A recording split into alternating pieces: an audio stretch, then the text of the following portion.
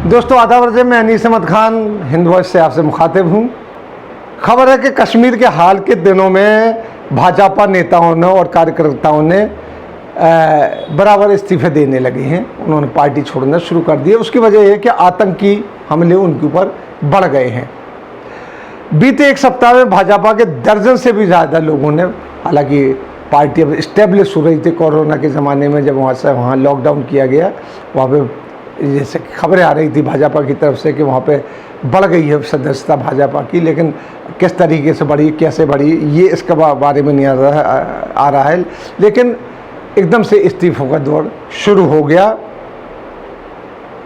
क्योंकि भाजपा कार्यकर्ताओं के दिलों में डर बैठ गया।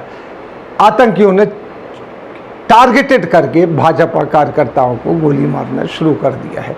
ये उस चीज़ की पोल खोलते हैं जब धारा 370 ख़त्म करने के बाद सरकार ने हमारी कहा था कि अब यहाँ से हम आतंकवाद पूरी तरीके से ख़त्म हो जाएगा। तो आतंकवाद तो ख़त्म नहीं हुआ, रूप बदल लिया है उसने।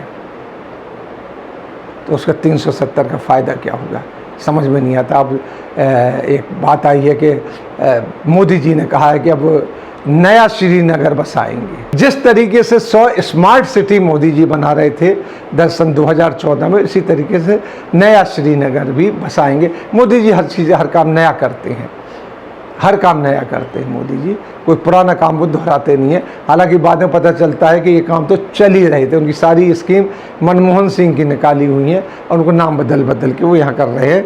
लिहाजा उन्होंने कहा है नया शहर बचाएंगे। अब बात चल रही है कि वहाँ के कार्यकर्ता इस्तीफ़ा दे रहे हैं। खबर में आगे बढ़ने से पहले मैं आपसे रिक्वेस्ट करता हूँ कि आप चैनल देख ही रहे हैं तो इसको सब्सक्राइब कीजिए। अपने दोस्तों से कहें कि इसको सब्सक्राइब करें। इसके फेसबुक और पे जाएँ, ज़्यादा से ज़्यादा इसको देखें। और नीचे पेटीएम चल रहा है, इस पेटीएम पे जो अगर आप हमारी कुछ मदद कर सकते हैं तो हमें बहुत खुशी होगी इस बात से। इंडियन एक्सप्रेस अखबार के अनुसार इस्तीफ़ा डर की वजह से दिया जा रहा है। सारे इस्तीफे जो भाजपा कार्यकर्ता और वहाँ के पदाधिकारी दे रहे हैं वो डर की वजह से दे रहे हैं। बंदीपुर जिले के भाजपा अध्यक्ष अब्दुल रहमान सीकरी के बयान में आने के बाद वहाँ के महासचिव अवतार कृष्ण ने इस्तीफा दे दिया। उन्होंने कुछ बयान दिया आतंकवादियों के लिए, उसके बाद ही उन्होंने अवतार कृष्ण ने इस्तीफा दे दिए। कहीं ऐसा ना हो कि उनके पर हमला हो जाए। दोनों भाजपा के हैं। उसी दिन बलगाम के में भाजपा और ओबीसी के इकाई के उपाध्यक्ष अब्दुल हमीद नज़र को आतंकवादियों ने गोली मार दी। वो सुबह शहर को निकले थे और उन्होंने रास्ते में गोली मार दी। यानी बेधड़क सारे काम हो रहे हैं वहाँ पे। इससे पहले 6 अगस्त को आतंकियों ने भाजपा के अध्यक्ष सज्जाद अहमद खांड को कुलगाम जिले के काजीकुंड इलाके में गोली मार दी थी। इसके एक दिन पहले ही आतंकियों ने भाजपा के सरपंच को गोली मारकर घायल कर दिया था। भाजपा ने यानी जो अपनी ज़मीन बनाई वहाँ पे इतने दिनों में लॉकडाउन के और के तहत और कर्फ्यू के तहत, वो ख़त्म होती जा रही है इस तरह से। हालांकि ये समस्याएं उन्होंने वहाँ के जो भाजपा के लोग हैं पदाधिकारी, उन्होंने केंद्र को भी पहुँचाई। केंद्र ने अभी तक इसके ऊपर कोई आश्वासन ही दिया है, कुछ नहीं कहा है कि उनको सुरक्षा गार्ड दिए जाएं या किस तरीके से सुरक्षित किया जाए, क्योंकि पूरी कश्मीर की स्थिति बहुत ही अजीब सी है। कोई कुछ कहा नहीं जा सकता उसका, तो इसीलिए समाधान का कोई आश्वासन भी नहीं दिया गया। इन ताबड़तोड़ हुई हत्याओं में से कश्मीर के भाजपा कार्यकर्ताओं को बुरी तरह डरा दिया है। आतंकियों ने सबसे पहले 8 जुलाई में को भाजपा के वरिष्ठ नेता शेख वसीम बारी और उनके परिवार पर हमला किया था।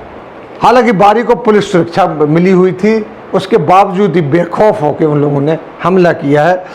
जैसा कि भाजपा के लोग कहते हैं कि यहाँ पे सरकार ने कहा तो था, लेकिन किसी भी भाजपा के न कार्यकर्ता न ऑफिस बेरर को कोई सुरक्षा नहीं मिली हुई है। इसीलिए आतंकियों द्वारा टारगेट बनाकर भाजपा नेताओं और कार्यकर्ताओं में असुरक्षा की भावना बड़ी जोर पकड़ती चली जा रही है।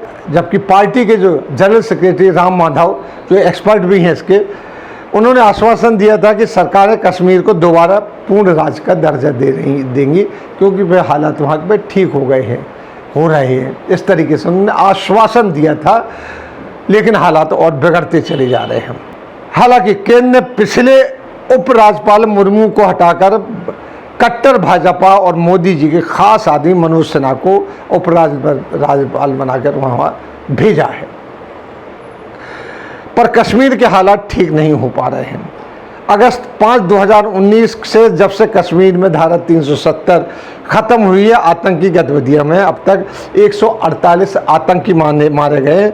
उनमें विदेशी आतंकियों के साथ लोकल भी लोग शामिल हैं जो मारे गए। यानी आतंक का जो विदेशी एक चेहरा था उससे अब कश्मीर के अंदर भी घुसने लगा है। उसमें कई कश्मीरी नौजवान भी शामिल हैं।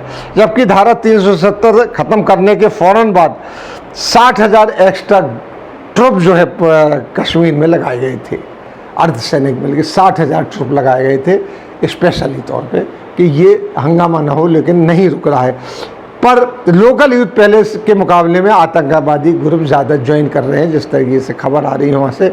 लोगों का कहना है कि कर्फ्यू और कोरोना के बाद ये तादाद बढ़ी है।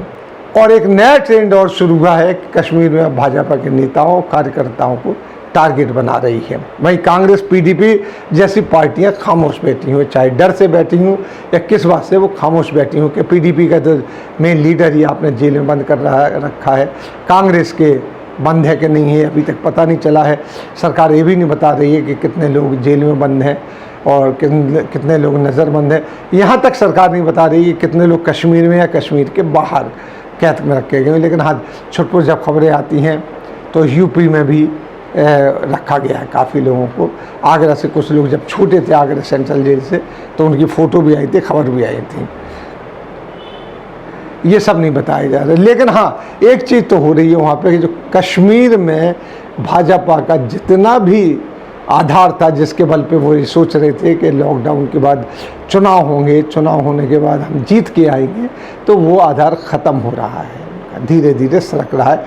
चाहे वो डर की वजह से हो या इनकी अकर्मठता की वजह से। क्योंकि अगर आपने वहाँ पर अपने अधिकारी नियुक्त की हैं तो उन्हें सुरक्षा बल मुहैया कराया जाए, जो कि यूपी में आप देखिए और कहीं देखिए एक एमएलए होता है।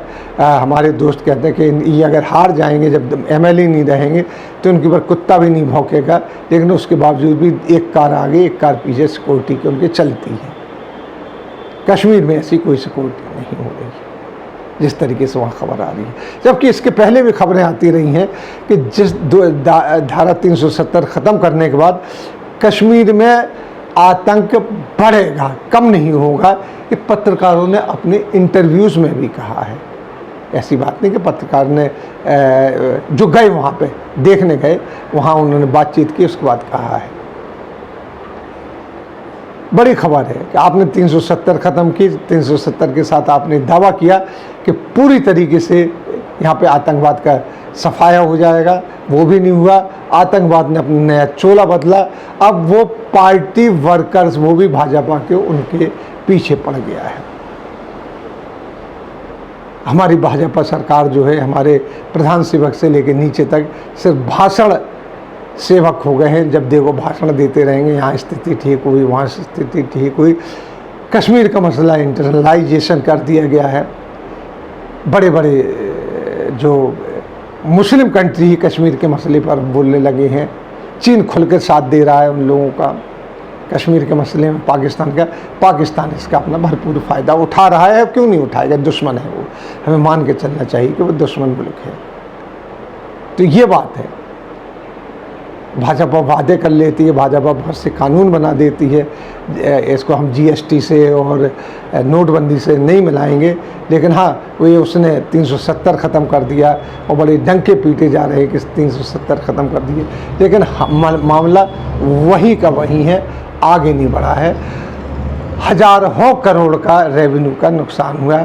सेब रखे सड़ गए। गर्म कपड़े जो कश्मीरी बाहर बेचने आते थे वो भी नहीं वो आ पाए। इस तरीके से बहुत बड़ा नुकसान हो गया 370 ख़त्म करने से, क्योंकि अल्टरनेट नहीं दिया। मैं ये नहीं कहता कि 370 ख़त्म गलत हुई या सही हुई, लेकिन उसका अल्टरनेट आपने क्या दिया। ये हमारी सरकार अल्टरनेट नहीं देती है, बात कर देती है, फिर बाद में सोचती है कि इसका अल्टरनेट क्या दिया जाए।